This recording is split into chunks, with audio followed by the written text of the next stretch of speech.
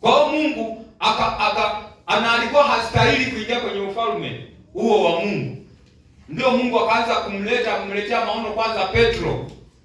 Muona aliyemwanzia mbali Petro ili akubaliane na lile wazo atakaloambiwa aende kwa fulani. Bwana Yesu asifiwe.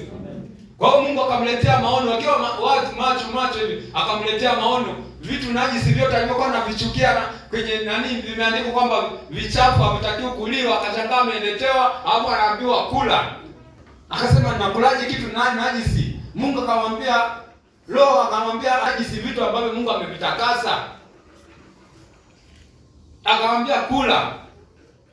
Kwa hiyo baada ya pale Petro alipoelewana na Mungu alipomwelimisha kuhusu vitu najisi, akalielewa ile somo la vitu najisi tayari na unajisi wa wale wa mataifa ambao walikuwa wanaona kwamba hao wa mataifa hawafai kuwa na wokovu, hawamfai Yesu.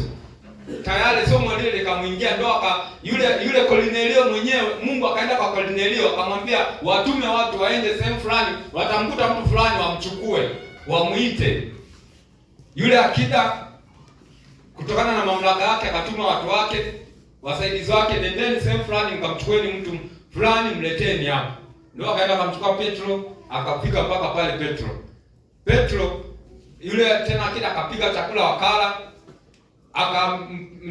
Kuendelea akamwambia bwana, Mungu ameniambia kuna mambo wewe unatakiwa uniambie mimi. Kuna vitu unatakiwa unifundishe mimi. Ndio Petro akaanza sasa kumwambia ambao ameambiwa na Roho Mtakatifu kwamba wewe sadaka zako umekuwa ni mtoaji sana, umekuwa ukiomba mambo mengi. Sadaka zako zimefika kwa Mungu na maombi yako yamefika kwa Mungu. Sasa akamhubiria na injili pale, ndio akaokoka nyumba nzima. Lakini kilichofanya mpaka aokoke ni sadaka.